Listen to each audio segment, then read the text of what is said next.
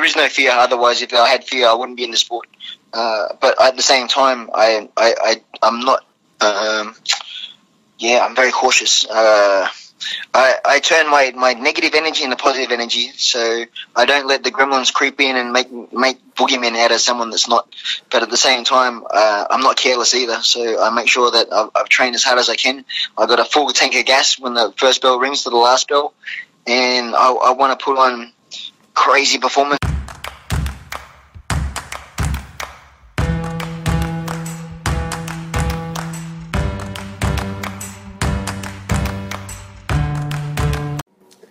That was John Wayne Parr. Ladies and gentlemen, welcome to episode 27 of the Vision Board Podcast. This episode is featuring two fighters preparing for battle in March, John Wayne Parr and Brad Riddell. Shout out first to all the fans out there, guys. Thank you for supporting, leaving your reviews. It is much appreciated. If you haven't done so far, not a problem. Just jump on, quickly subscribe, and just leave us a quick 5-star review. Yeah, guys, let's take it to the next level, too. Be sure to like us on Facebook, like us on Instagram and Twitter. Also, when we're posting things, feel free to like and share to your friends. It's all about spreading the words of positivity and inspiration, and let's increase our community. Yeah, I think so as well. Guys, just a big shout out to our major sponsor, Populis. Populis is a boutique international management consulting company. What they do is specialize in helping businesses transform and assist them in taking the next step in growth. Yeah, they do really emphasise that importance on leadership. They've got a huge track record on creating business culture, happiness programs, and they've got also got a massive track record on delivering substantial revenue growth for their clients. Yeah, keeping people happy is key in any successful business. Populis succeeds in this on every stage. Check Populis out at their website at www.populis.com.au. That's populis.com.au. Also, check out the Leadership Show. That's led by their CEO, Rose Singh, and that's hosted on iTunes, SoundCloud, and YouTube. It makes me wanna creep. I got something for your mind, your body, and your soul. I got something for your mind, your body, and your soul. The Vision Board Podcast, hosted by Johnny Stofko and Tristan Cannell. Well, our awesome guest today, he's back. John Wayne Parr, 10 times world Muay Thai champion. We're lucky to have him on, one of the best fighters in the world. Welcome back, John Wayne Parr. Stop it. Yeah. Thank you. He's Thank back. you. The Thank you. gunslinger. Yeah. I get embarrassed and shy when I get intros like that. Bloody hell. Come on, man. Just say, he's an okay fighter. You don't have to talk it up. Bloody hell. Now it's too much pressure. Yeah. Baddest man on the planet. Yeah, one of the baddest dudes on this floating rock. John Wayne, you've got Brad Riddell, 4th of March, man. We're pretty excited. Logan Sports Centre. You've beaten Brad before. Now he's coming back for you. Tell us a little bit about the fight, man. Well, the first time we fought was pretty crazy because I was supposed to fight a gentleman from Brazil, Cosmo, and then he got denied a visa. So they put out the emergency, who wants to fight John Wayne, and then Brad, being the champion that he is, he took the fight on 48 hours notice in Thailand. So he put his hand up. So he had to jump on a plane the next morning. He flew to Australia and arrived 2 hours before the weigh-in. And then, like a dead set legend, like didn't have to take it under all the pressure. And then got in the ring, and then it was amazing. We had a cracker of a fight. Okay. Yeah. What do you expect differently? You're expecting, obviously, he's well more prepared this time. He's going to have a lot more time at you. Obviously, he is a little bit younger than you. He's obviously Australian versus Kiwi as well. Obviously, it's going to be on like Donkey Kong come 4th of March. Yeah, he's tough and he's very aggressive and he's walked forward. And he's action packed too. There's no saying die in him. He's improved a lot since our first encounter. No doubt he's not going to be intimidated the second time around. So I'm expecting the craziest fight out of all the CMTs so far. And that's what I want to. I don't want to get guys that are going to beat up. I want guys that are going to test me and push me and then possibly even beat me.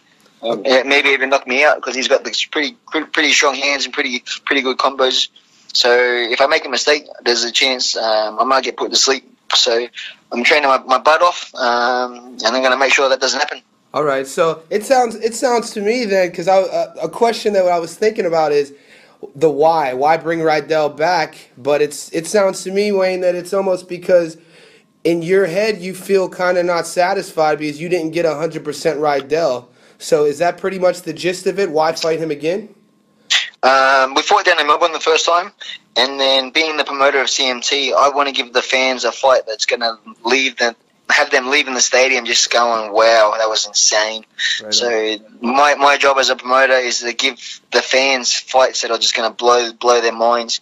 And I know Brad's that type of guy that's going to bring it. So, I throw myself under the bus every time I do a promotion, because I'm thinking from a spectator's point of view, if I'm paying money to come and see me fight, I want to see the craziest fight ever. I don't want to see a mundane style, knock me out first or second round against a known. I want to fight the guys that are credentialed, that are going to also help push my credibility upwards as well. So I'm, even though I'm almost 40 and 120 something fights, every fight I'm still looking to try and be somebody. I still want to be the man. I don't want to be just a pub fighter. I want to be on the world scene still. Yeah, it's interesting that you said that Riddell, if you don't show up on your A game, Riddell might leave you unconscious. I did my research, and I know a lot about your career. I could only find one fight other than like a couple doctor stoppages due to a cut, and it was super early in your career that the stat says you got knocked out. Is that something that drives you? Do you use fear while you're in that ring to kind of like to light that fire? No, I have controlled aggression, so there is no fear. Otherwise, if I had fear, I wouldn't be in the sport. But at the same time, I'm not. I'm very cautious. I turn my negative energy into positive energy, so I don't let the gremlins creep in and make boogeymen out of someone that's not. But at the same time, I'm not careless either, so I make sure that I've trained as hard as I can. I got a full tank of gas when the first bell rings to the last bell, and I want to put on crazy performances, like I was saying before. So if it does air on Fox Sports or people by the stream or they're in the crowd, I want to have people have goosebumps, thinking, how the hell does this 40-year-old keep maintaining this work rate, and how is he still beating these young guys? That video you threw up. So I take a couple clients, and I have limited. I grew up boxing for a little bit, but I think you threw an uppercut combo of 4 uppercuts in a row. Again, yes. It was that knockout video you threw up. Are those things that you're improvising in there, or are you training with those certain chaotic, controlled aggression combos? No, I'm training for the madness. So sometimes I might throw maybe 12 punches off my left punch only. I might go jab, uppercut, hook, rip, uppercut, hook, rip, just to see if I can or not. I'm always exploring, always trying to push myself to the next limit, next level. So, and then it's exciting too. So I practice for crazy, and then if crazy happens on the ring, and then it's exciting, and then hopefully it's a cool highlight package reel later on and down when I get a bit older. Just looking to, obviously putting your promoter's hat on for a second, your CMT promotions. What are we expecting on the undercard also? Ooh, undercard. We've got a very amazing fight with Jarina Bars from Holland. She is 41-0. She's the one that beat Cyborg at a line fight about a year and a half ago. No one knew who she was. Cyborg was going to have her Muay Thai debut on Lion Fight. It was a massive event, and this unknown girl from Holland took up the challenge, and then just took Cyborg to school. She dropped her, I think, 4 times in 5 rounds, and just completely dominated. And from that day on, everyone's going, wow, this chick. And then everyone remembers her name now. So we fought on the same card on Lion Fight in October, just outside San Diego. And then we became good friends, and then we hit her up and said, hey, do you want to fight in Australia in the cage? And she's yeah, I'm happy to. I would love to come to Australia. So, yep, she's out here for 2 weeks. She's going to fight on the semi-main. She's fighting a really tough girl from Perth who's also 16-0. She's won 2 amateur gold medals at the amateur world games in Thailand. So, yeah, she brings some crazy to the ring also. It's going to be very, very exciting. Awesome. Also, one person that I want to speak to you a little bit about He's obviously doing the social media scenes at the moment. Your nephew, Noodles. The noodle.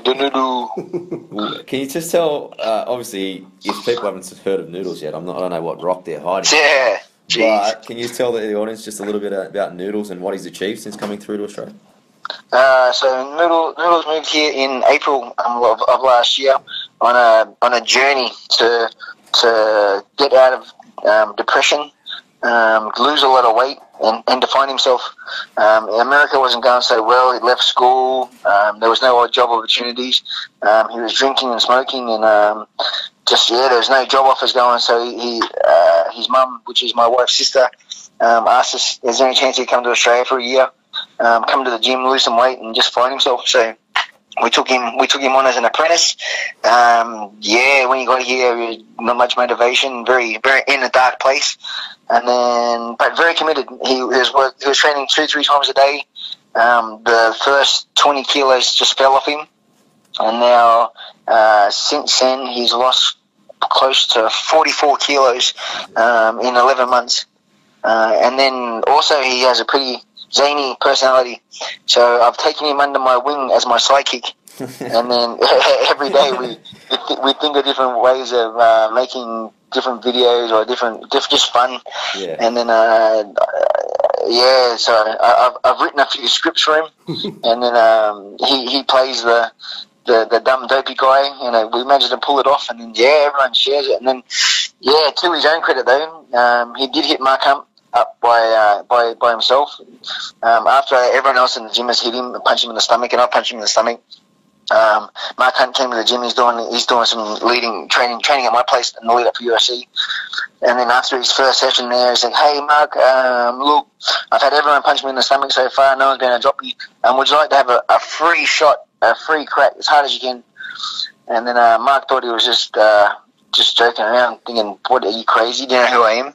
And then sure enough, Mark took up the challenge and didn't hold back either. He tried to punch his fist through his stomach and out the back, but Noodles took it, laughed at him, danced around, and it went crazy. We had over at least 10 million views just on 3 different Facebook pages. So I don't even know how far it's gone beyond that, but it went absolutely ballistic. It was so cool. It was so funny.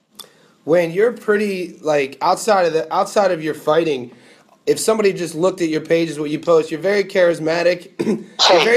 Dude, for real. Like, the thing I'm impressed with is when you get the microphone in hand, it just seems to come natural to you. When you're with your students, your daughter Noodles, and you're playing the role of father, mentor, what are some of the values you speak about to the younger people that you're instilling in them to ensure that they're gonna grow up into a mature, well-respected adult? I don't have to say anything. They just read what I do. I don't preach it. I just do it, and then they feed off it. My daughter is 13. She's so well mannered. She's so polite, and she's such a little champion. She wants to be a fighter, following her mum and dad's footsteps. She actually fights a week after I do on CMT. And then the other ones are just as because we're in the gym every day as well, so we're constantly around people. People always constantly coming in, so always saying hello. So they're not sheltered at all. They're just normal. And then everyone just I'm pretty polite and pretty happy, and I'm not a big head or a buff head, and I don't try and hurt people. And then they see what I do, and they try and emulate it as well. So it's very cool that I don't have dickheads for kids.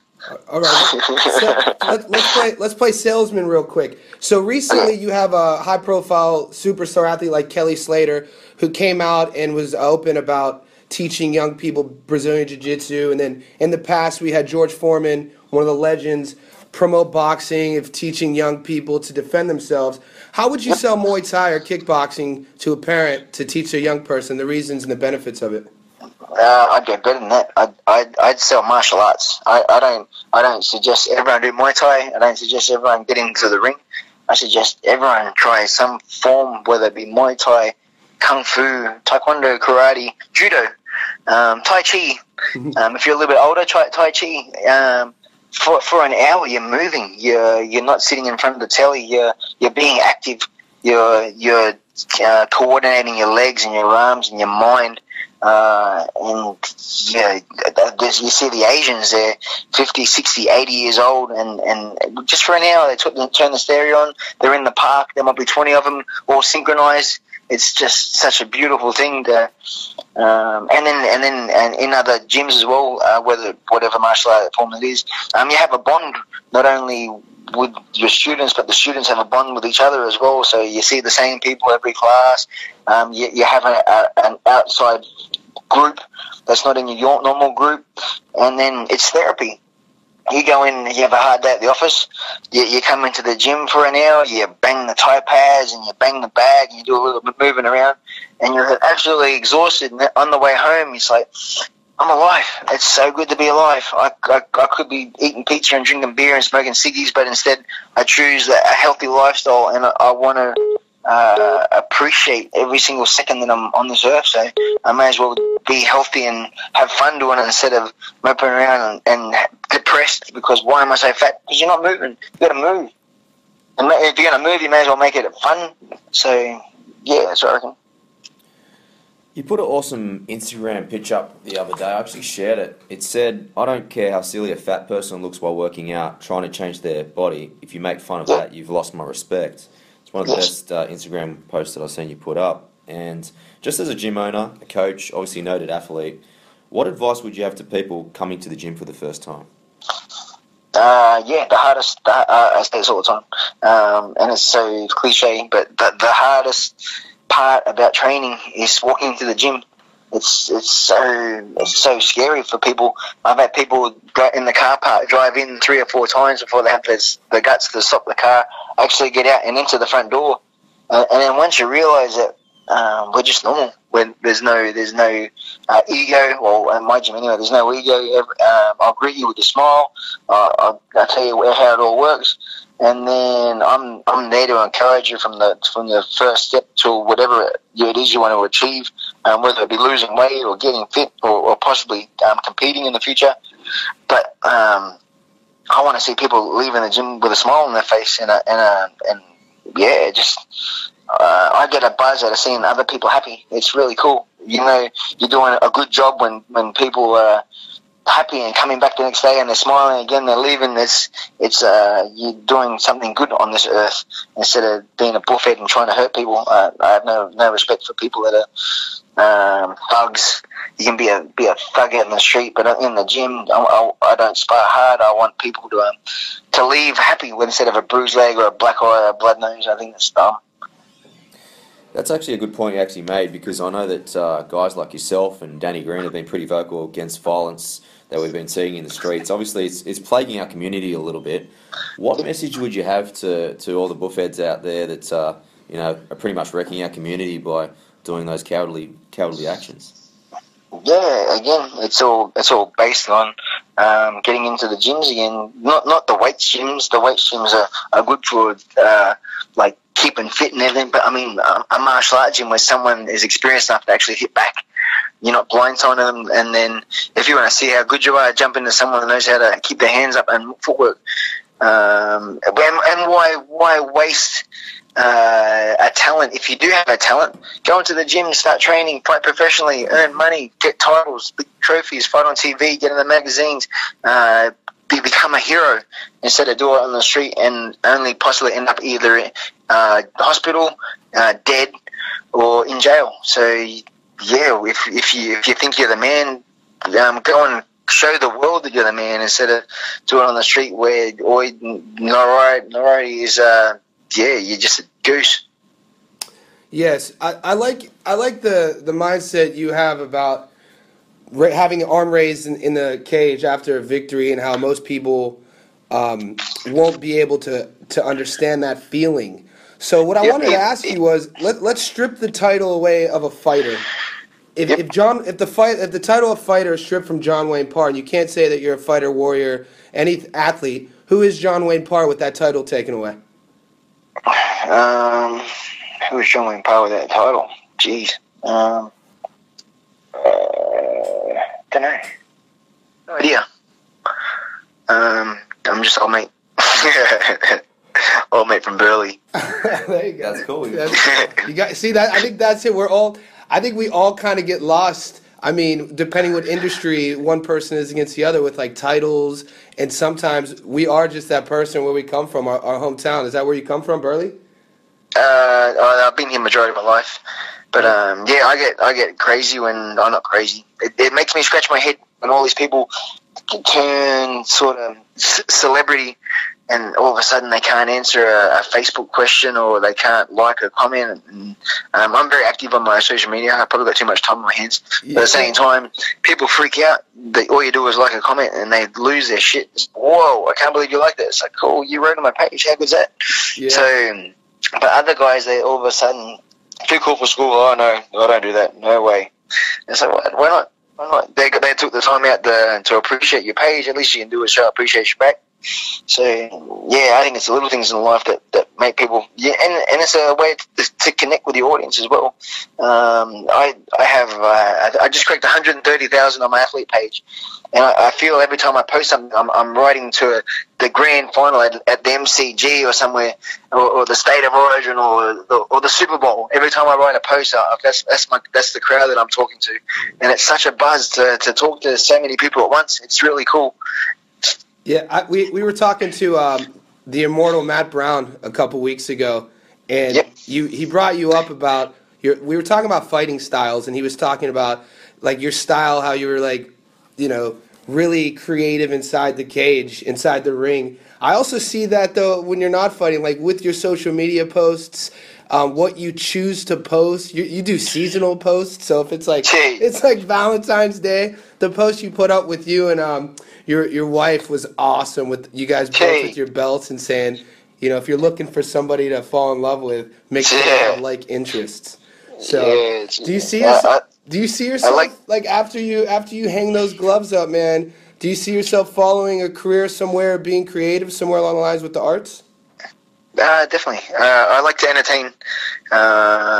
Sometimes I'll tell a joke. Other times I'll try and take the piss out of myself just to make people smile. I get a buzz out of being the naughty kid in class. Yeah.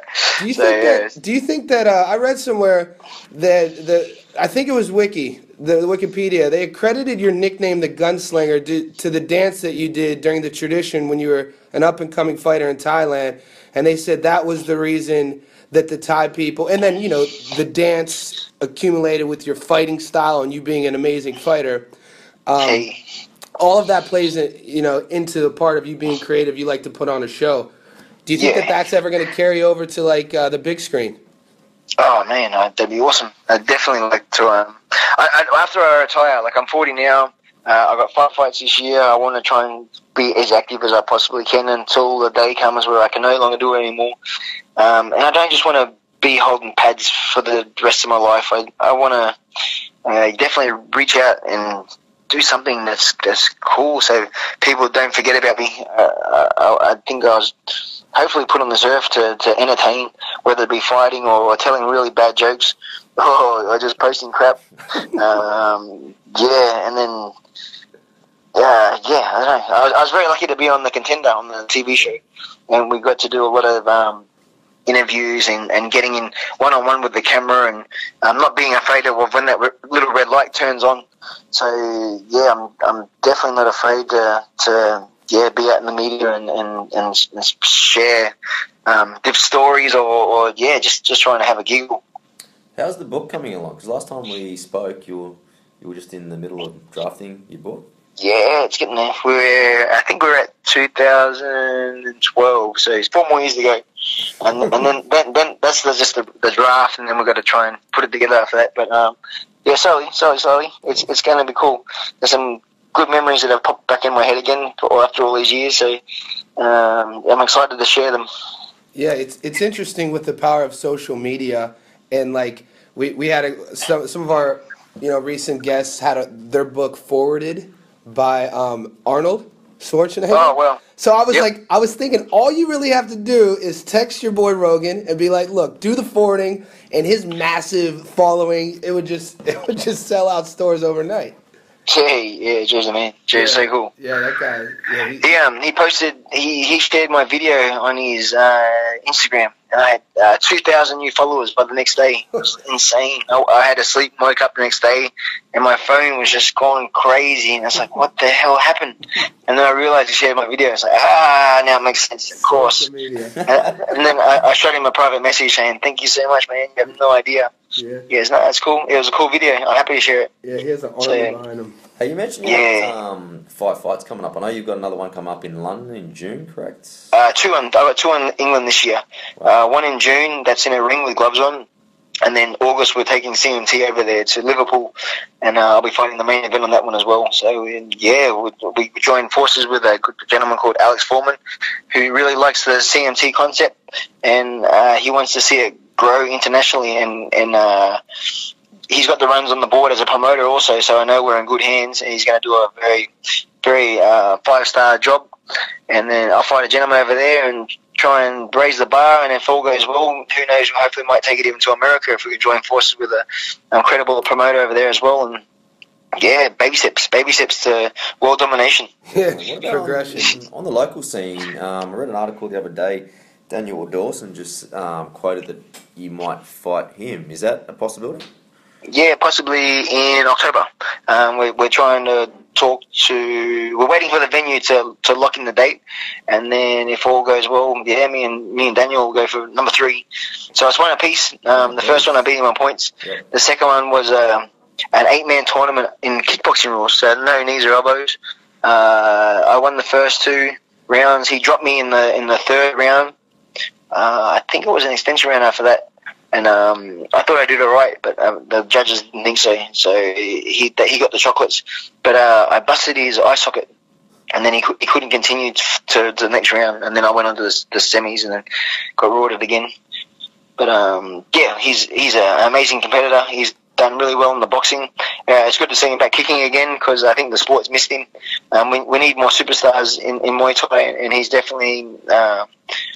very, very entertaining, very exciting, and he has a massive fan base too, so it'd be good to see him back again. Definitely. Will that come under the CMT rules this time? No, it'll be just be in the ring with normal boxing gloves on. Okay, cool. Yep. So boring on Muay Thai. So we mentioned briefly about Konfa, the gentleman, the Thai gentleman you're bringing in for your camp. Could you talk about why you went after this specific guy? Is there something about what he could bring to your game? I got in contact with Sitmon Chai gym in Bangkok, and they're just a really awesome gym. And I've got another gentleman out before, and he was pretty cool. And this time we were looking for someone just a little bit bigger. The last guy was Crew Jua, and he was really cool, but he's only like mid-60s, and this guy's 70 kilos plus. And he's a former Lumpini champion as well, so good sparring, good clinching, good pads. Everything. When you can't get to Thailand, bring Thailand to you. So, and I like the Thai style too. I like keeping everything original and authentic. Yep. Yeah, John Wayne Parr, obviously you're a very down-to-earth human being for all the heights that you've reached. When it's all wrapped up in 2 or 3 years' time, how would you like the Australian and worldwide public to remember you? Ooh, I just want to. The whole thing about fighting all these good guys all the time is I want to be known as the best Australia's ever produced. Just hands down. I've never taken an easy fight, and I don't intend to anytime in the future. I've done all right. I've fought the best, and I've beaten majority. So I feel I'm well on my way, and I've dedicated my whole life to this sport and boxing. I just fighting in general. So hopefully one day Muay Thai will have more recognition where people can look back and say, yeah, Wayne won it right. He was pretty cool. He did good for Australia. Wayne, we do a question. We like to do a personality question with all of our guests. We didn't get you the first time around, so it's basically a dinner party question. So you're having a dinner, you can invite 5 people, excluding your family and friends, and the 5 people, they could be dead or alive. Who would John Wayne Parr pick? Ooh, good question. Raymond Nickers, he's good value. Would you, Probably. you guys wouldn't fight there, would you? What's that, sorry? You guys wouldn't break out into a brawl, you and Deckers. No, Decker's cool. He's been to my gym. We've caught up heaps of time. Yeah, he's a friend of mine. Rest in peace. His trainer, Core Hemmers, that brought him up when he was a young boy. He's the man behind the brains behind Glory right now, which is the biggest promotion in the world. So definitely like to chat with him. Van Dam, big Van Dam. I'm sure he'd annoy me after about halfway through the meal, but at the same time, he put the kickboxing on the map. So 2 more. Yep. Probably Buddha. Why not? Why not? We'll have a chat with him. Why is he so in it at one with himself? What's the deal? Right, man? How is he? When he orders dinner, I say, "What would you like?" "I'll have one of everything." Equal amount, and the best grapes, but average grapes. Everything equal. Yeah. Jeez. 4 times, one left. One left. Jeez, who are we gonna do? I don't know. Good question. What about Arnie? Let's go Arnie. Yeah, let's pick his brain, because he seems to, whatever he puts his mind to, he's so amazing. Like, he'll do weights for a while. Yeah, I'll just dominate that for a few years. Let's go into movies. I'll just become the #1 movie action star for a little while. Okay, let's go and be the governor. So, he's the king. He's the man. So yeah, he's definitely worth sharing some dessert with. He was down for the Arnold Classic last year, and I was lucky enough to be there.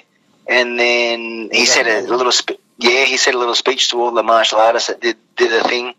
And then I've never seen anyone so famous in my whole life. He said, "Okay, well, I'll just get a picture with all the fighters," and then he almost had to get a motorcade to surround him to stop the people from trying to touch him. It was ridiculous. It was like probably Jesus coming back. It was insane. Like, for one, you have that much energy where people are just the gravitational pull towards you is just it's just unbelievable. It was so cool to see. Yeah, definitely.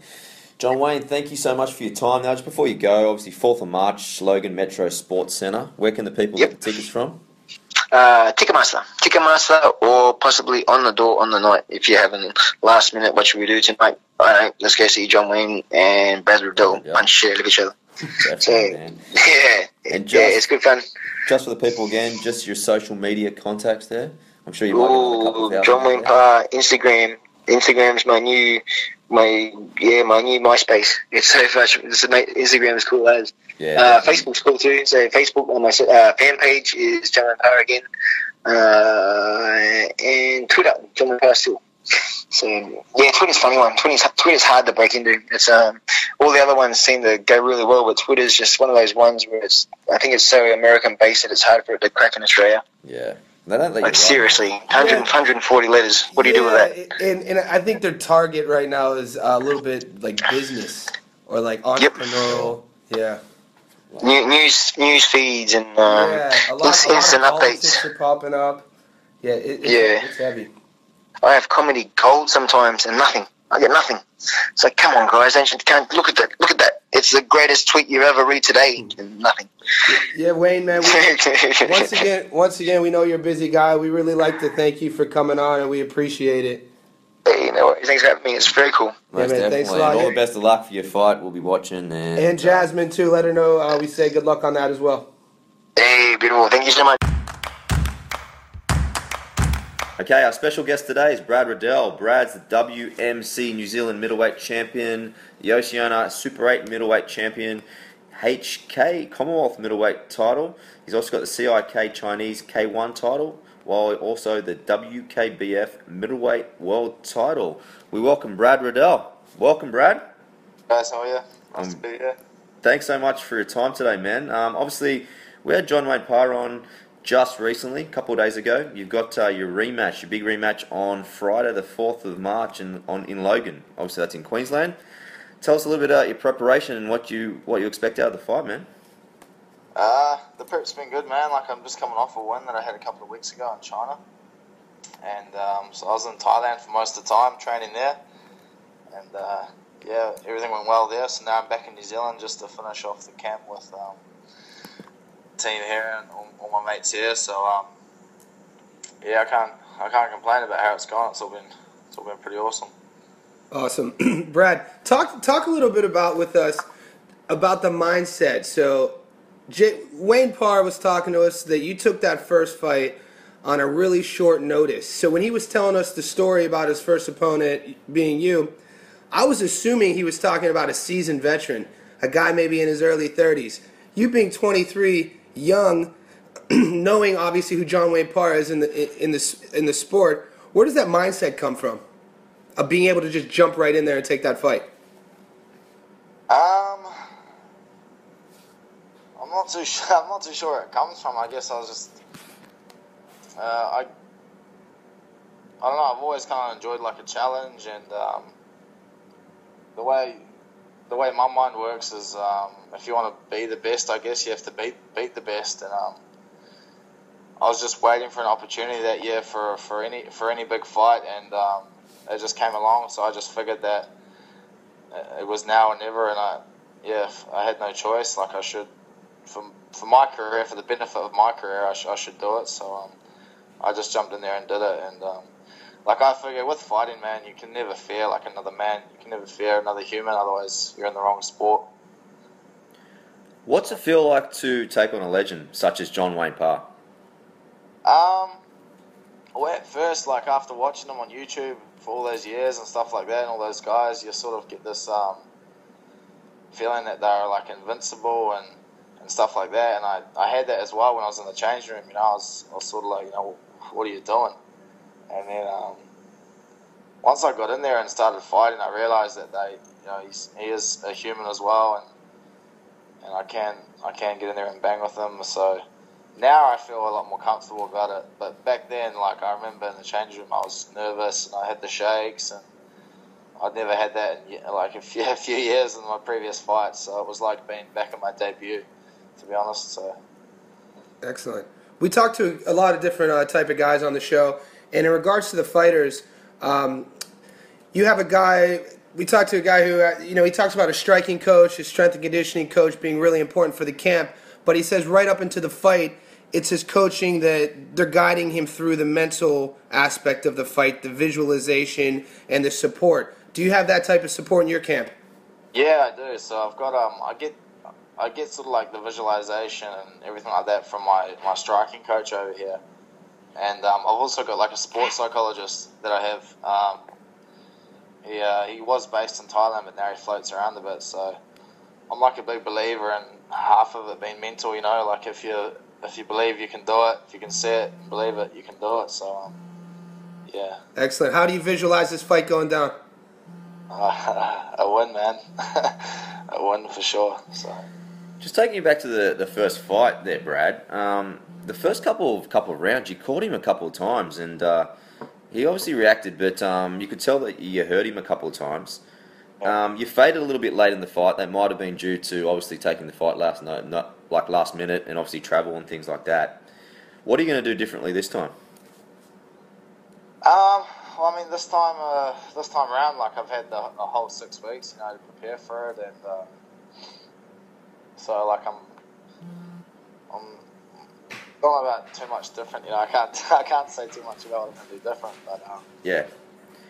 Prep wise, I've gone beyond what I can do, and I guess you guys will see when the fight goes down what I've been working on and what I've had planned. And yeah. It's also been a few years, so I've grown as a fighter, and it's not like he's had any slouch fights. He's had some hard fights over the last couple of years as well. I'm sure it's going to be a cracker. Yeah, you look like a big middleweight. Did you used to play maybe a bit of rugby back in the day, or? Yeah, man, I played rugby since I was 5, so I am quite a big middleweight, but I was sort of lucky with my upbringing and all that with my parents. I always had like a good, healthy upbringing with like my diet and all that sort of stuff, so I was lucky that I didn't gain any extra weight or stuff like that. So I kind of guess I got them to thank for that. So weight cuts and stuff aren't too bad for me. Excellent. You mentioned that you fought recently, and you're getting ready for another fight. Ideally, how many fights would you take in a roster a year? Like, are you looking? Because some guys, if you look at the sport of MMA, roughly between maybe 3 and 5 fights is max. You guys are fighting quite often. Is that correct? Yeah, man. So it's it varies. In previous years, I had 40 fights in 4 years. So Jeez. I averaged on like 10 fights a year, nearly. A few were tournaments, so I cracked them up in a night. But I mean, last year was a bit quieter for me. Like I took a bit of a step back and chilled out a bit just to look after my body because I was still quite young. And it was quite demanding having that many fights a year. So I only had 4 last year, and so this year I'll pick it up again and maybe 6, something like that, 6 or 8 fights. If I come out of a fight sweet and I'm not injured, I just don't see the point why you can't do another one. How long have you been back in New Zealand for? Because you spent quite a bit of time in Thailand, did you? I got back in the morning yesterday, so I've only been back a day. I'm back for like 10 days and then fly out to Aussie. Oh, wow. So you pretty much base yourself pretty much all year in Thailand? Yeah, so I'm based there all year, so I work there now. I work at Tiger, so yeah, man. Is that in Phuket, is it? Yeah, in Phuket, yep. Cool. How did that first come about? The job or just being there? Oh, both, man. Being there, I went over there for a holiday when I was just turned 18. Just like a training holiday, and trained there for about 3 months, and I had a couple of fights, and then I just got, I don't know, man, I just fell in love with it, so I went back every single year, longer and longer, and so I've been going back for, this is my 6th year. So I've been there about 3 years straight, nearly now. Yep. Yeah, I can't see me leaving anytime soon, to be honest. Excellent. Could you talk? How about your nickname? Quake. Quake. Oh, I got it. So obviously my city had like a big earthquake a few years back, and I moved up here, and I had quite a few fights when I first moved up here, and got quite a few knockouts. So that's sort of how it came about, and sort of came out to Auckland and sort of rocked it a little bit and made my mark. And yeah, man.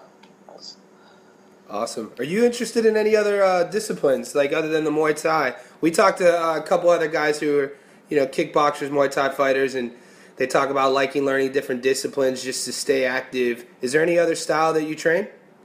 I had my pro boxing debut in last November in like the Super 8 boxing tournament. So I fought like the New Zealand champ, and he fought fights at the Commonwealth Games and stuff like that. And so that was my first crossover. But mid-year, man, I'm going to change to MMA. More than nearly full-time, I guess. Yeah, you guys get a lot of, down at Tiger, you probably see people coming and going from the UFC training there quite often, right? Yeah, loads of the UFC guys roll through. We've got a few full-timers there at the moment. Yeah, very famous. Have you done any sparring with any of the UFC guys? Yeah, man, I wrestled, there's a guy called Mirbek Tizimov. He's man, he's going to be the 155 champ soon. The guy's a beast. Okay. And I wrestled with him when he was just in his most recent camp, and he was fresh out of like a Turkish Olympic wrestling team camp. And man, it was a different world. It was swim, and yeah. So I sort of I loved it. I loved sort of getting bashed again and getting just humbled, and so I got pretty keen on the idea of the MMA. Brad, you've achieved a lot for such a young age, man. What's been your career highlight so far? I mean, I've had a few, but I mean, obviously when I fought Wayne, that was a big one. Like for me, that was like quite a big milestone. I really felt like I got somewhere with my fighting. When I won a world title, I was pretty happy about that as well. But just the highlight, man, sort of like. Not so much the fights, more like just like some of the people I've met. Like I always reckon the realest people I meet are in the fighting world.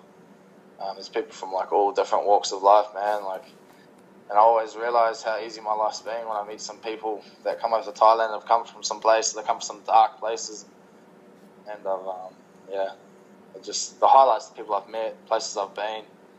Places I've travelled, places I get to travel and corner my friends because I teach now at Tiger, and yeah, I can't complain. Excellent. When you're in time, let's talk a little bit about your recovery. You said you took some time off because you felt like the body needed the rest because you're still young. Are you doing any type of naturopathic ways to heal the body other than meditation and things like that?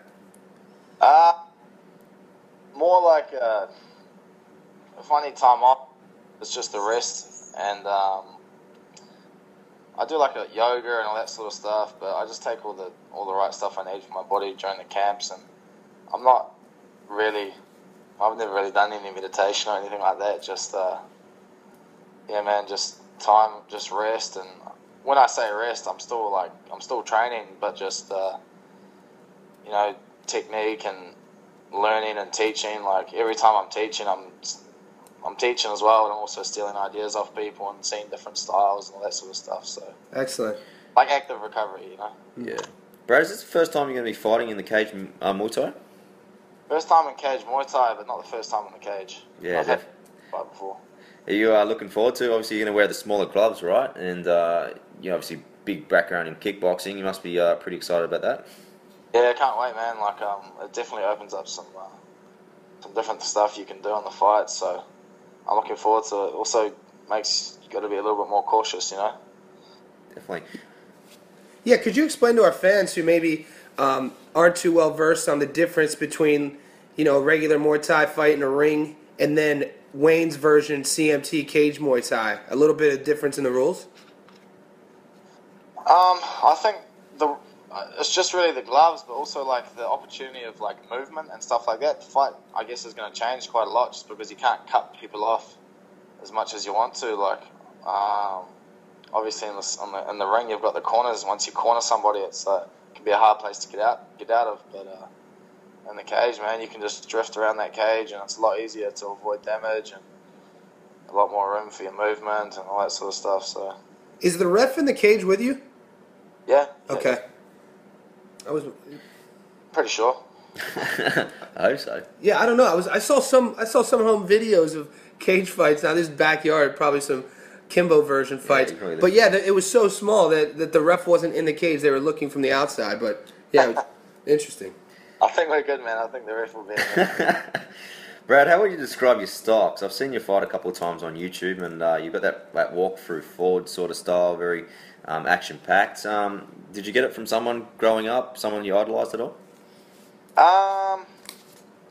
Not really. It was more like our gym style. Like when I moved up to Auckland, the way my gym Liga fought was like sort of a head-on gym. Like our gym came from the original trainers at our gym were Thai trainers, and it just sort of got passed down, I guess, through like all the pad holders, and it was just our style. It was always like a go forward style, and if you're gonna get in there and fight. So I'm pretty sure that's where it came from. But awesome. In regards to like athletes, guys you looked up to when you were a kid, maybe not a fighter, maybe a different sport. Who were some of those guys? Rugby players mostly, man. Rugby players and athletes, like athletics. I used to do a lot of athletics. So when I was a kid, my idols were rugby players and sprinters and stuff like that. So it was a bit of a different twist when I started fighting. Who's your team back home? Is it Canterbury? Yeah, Canterbury, mate. Yeah, Canterbury. Gosh. So big Daniel Carter and... I was a big idol, man. Same school. So I had a lot of time. No, that's rugby union. So okay. It's different. So obviously the Canterbury Crusaders dominated for a long, long time. All right. And, still learning the whole rugby thing. Some of these boys are just coming to their end, so they just won the World Cup. Awesome. Yeah, so the Kiwi boys fighting strong. Brad, just one little question we like to ask all our guests. Brad, you've got you're going to host the dinner party, and you've got five invites, dead or alive. You can't invite any close family or friends. Who's Brad Riddell inviting to his dinner party? Tupac. Hey, yeah. Michael Jackson. Ooh. Schwarzenegger. Who's the third one, sorry, Brad? Arnold Schwarzenegger. Arnold. Fourth. I don't even know who I'd invite for the last two. They're pretty much... I'll probably invite Borkow. Oh, savage. Yeah. And my last one... Ricky Gervais. Okay. Ooh. He'll keep the energy good while you and Baco probably are going to fight while Tupac's freestyling, right? Hey, did you catch Creed? Creed, yeah, I saw. I was watching it, man, but I was in a tired state, so I got to about halfway. I need to finish it. You got to check at the very end. The song that Adonis walks to the fight into is a Tupac song, Hail Mary. I love that song. Hail Mary, yeah, man, good tune. Do you guys get walking? Do you guys get walkout songs? What do you walk into? Yeah, it'll be Tupac for sure, man. Awesome, man. Hey, we really appreciate your time, Brad, especially being, mid-camp, getting ready for a war, so thank you. No, of course, it was a pleasure. Brad, just before you leave, also, just for everyone that wants to follow you, what's your social medias out there, man, for the people? Just Brad Quake Riddell is my Facebook, my athlete page, and then my Instagram is just Quake Riddell. Awesome, Brad. Well, all the best of luck. Obviously, you're fighting a legend, and I think you're a legend just for taking the fight yourself, man. So, being so young and brave, man, I really put my hand out to you. Keep going after it, man. We wish you well. All right, thanks very much, guys. All the best, man. Well, Johnny, it was great to get both boys' perspective on the fight. It sounds like an exciting fight come March. Yeah, especially guys, if you're a fan of the sport, you just look at their nicknames. You got the Gunslinger and you got Quake. I'm really excited to see Brad Riddell with a full camp, and also it's good to see both athletes acting as diplomatic as possible too in their futures. Definitely, both very, very respectful towards each other. If you actually haven't watched the first fight, jump on YouTube and watch the first fight because it was an awesome display by both gentlemen, especially that first couple of rounds.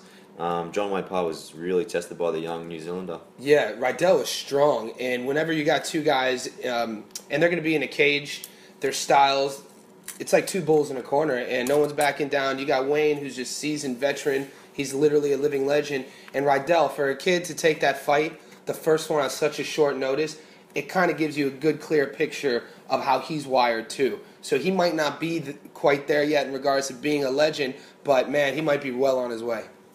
Yeah, I like his little words where he said, to be the best, you've got to beat the best. I've heard that before, but that's true. He's actually doing it. He's not trying to step his way up gradually through some guys that he knows that he's going to beat. This is a fight this is a 50-50 fight. Like, you've got the young bull versus the old bull, experience versus youth. Yeah, and there's always a danger in rematch fights. I don't know the stat off the top of the head, but in regards to giving a guy a rematch, I mean, it's going to be up in the air. This is a very dangerous fight for Wayne. I understand why he's doing it as well. We kind of touched base with him on that about just fulfilling his promise to himself of always fighting the best competitors, and he just feels Brad wasn't, I guess, really ready for that. He picked it on 2 weeks.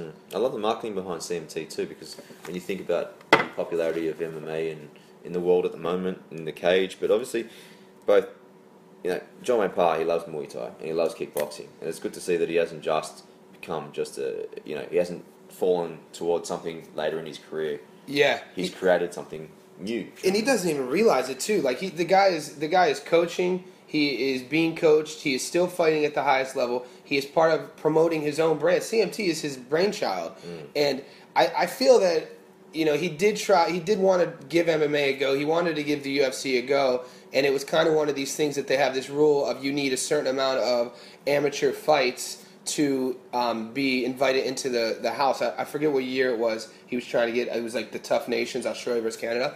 But what did he go and do? He then started his own promotion. It's not MMA, but the gloves are a little smaller, and guess what? You're fighting in the cage. Definitely. I love I just love it all together. Hopefully they got a stream of the fight, or they put it on Fox Sports, because I'd love to see that fight. Yeah, so the thing about, too, if you guys are listening, the relevance of the cage is the fact that if you're fighting in a ring, it has 90-degree angles, and it's very calculated in regards to putting your opponent in a corner and fighting out of that corner. So you could kind of predict movements. You could plan for that. You could also strategize to counter for that if you're a counter fighter. Now, you take that out of the equation, and it's no longer a ring, and it's an octagon, a cage. These angles are different. The movement is different. It's like Brad said. The movement's all going to be changed, and I think he said he likes that about it. Should be a great fight. I can't wait to see it. But yeah, you're right about those angles actually, because makes a very interesting perspective for this one. Yeah, you can't pin somebody back. Like if you got two 90-degree angles meeting as a ring would be, you're kind of stuck in that corner. The cage allows you opportunities to roll, move, as well as it could be more dangerous too, because then you could get hit from those different angles as well, and you could get countered. But like I said, growing up as a kid, when you're looking at fighters, you always see what Hollywood portrays, and you see it in movies, and you see your villain Ivan Drago, and you see the good guy Rocky Balboa, referencing Rocky IV. That's not like that. These guys are both humble. When you get hit over and over, you're not going to be standing on a street corner talking shit. No. You're going to be humble, yes sir, thank you type of guy. But even this new, even blocking kicks, blocking punches with these smaller gloves. Yeah. It's difficult for guys that have been using, full gloves their entire life. That's a great point. George St. Pierre talks about, he was given an interview once about his ideal fight in regards to how he would set up a fight promotion. And he said that if they're really fighting, at its most primitive state, and it's really mixed martial arts, you wouldn't be wearing gloves. He was like, you put those gloves on. He wanted to get bad, didn't he? Because look what would happen. You have those gloves on. The gloves allow these guys to throw these outrageous haymakers from angles recklessly, really with low risk of breaking the hand. Now, you take those gloves off, right? And you throw that same punch bare knuckle, you're going to break your hand. So guess what? You're going to fight differently. You're going to fight smarter. It's going to be more strategic. It's going to be more tactical. Now, the opposite of that spectrum is saying, okay, now, you're bare knuckled, the damage you're going to do to the face. But, I like George St. Pierre's, philosophy on that. He's definitely a student of the game. Yeah, I think maybe it won't get past in the Western world. Definitely not. The bare knuckle? I mean, you can see it in South Florida. Speaking of South Florida, what do you think of the Bellator? What happened? You got... Bellator is a promotion that's the president is Scott Coker, and they have a lot of former UFC fighters. It's kind of like one of these promotions that is... You've got to be careful not to be somewhere where people just retire. Yeah, see, that, but also the fight I was... referencing with the backyard bare knuckles, they had this. Obviously. Yeah, they had this Kimbo Slice fight versus Dada 5000, whatever his name is. Dada, I think he's a bodyguard for famous people. The guy hasn't fought professionally in 5 years. What happened was at the end of the fight, he went into cardiac arrest. Yeah. He was unconscious and his kidneys failed.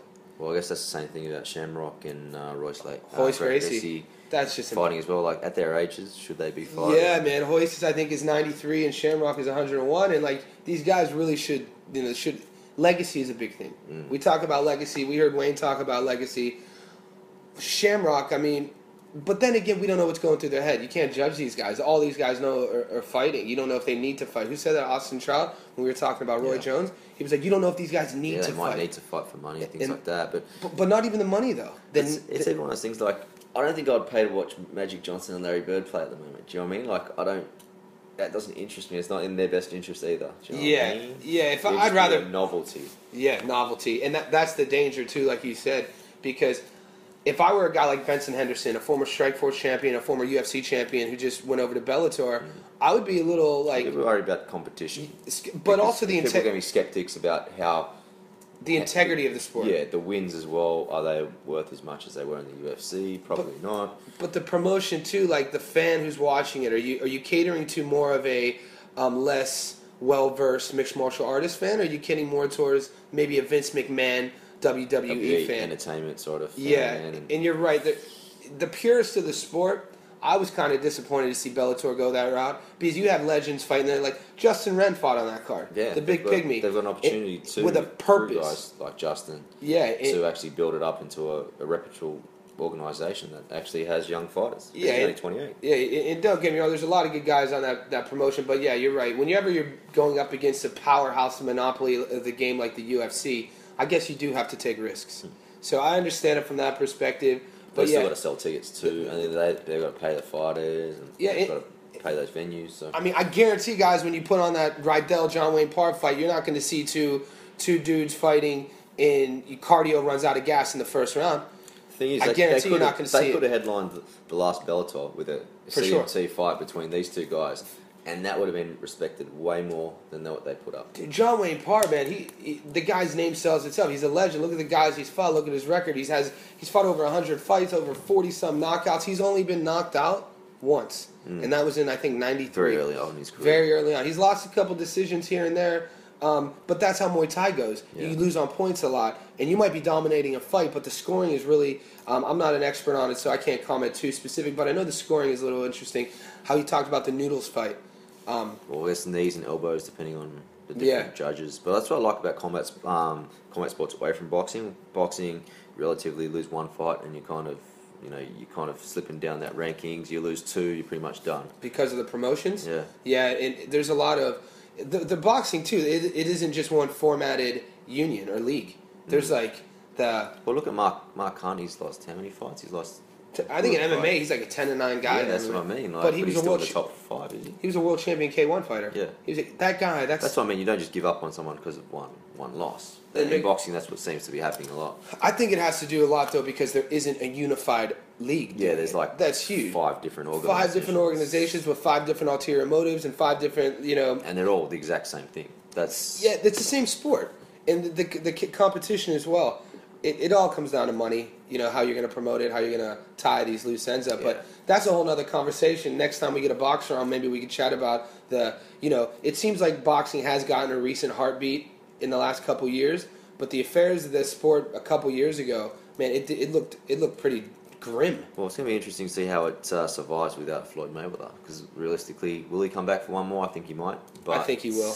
Without him. But man, you got guys like Sean Porter, Amir Khan still in the game. Canelo, Porter Thurman. Yeah, you got Canelo, and that's on free. Amir. You still got Cotto still hanging around there.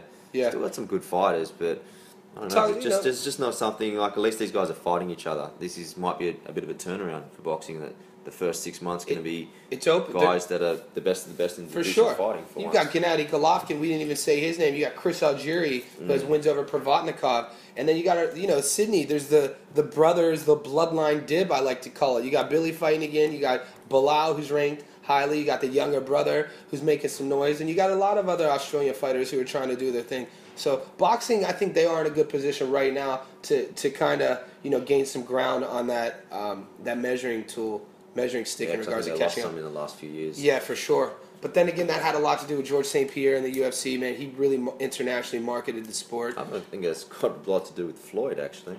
About Floyd not taking he's the biggest name in boxing, and he just, apart from the fight he fought with Canelo, what was that, 3 years ago now? Yeah. There pretty much wasn't any other big fights for him. Yeah, and he could have taken a couple other fights. I mean, the thing about him is he's not a people's champion, and he says that. And I think he knows that. Boxing needs a people's champion. It's kind of like what Tyson said. Like, how could you say that you're the greatest fighter, but you can't even take your kids to school? And what he meant by that is the people don't love him. They don't. Yeah, and he was like, you're not the people's champ.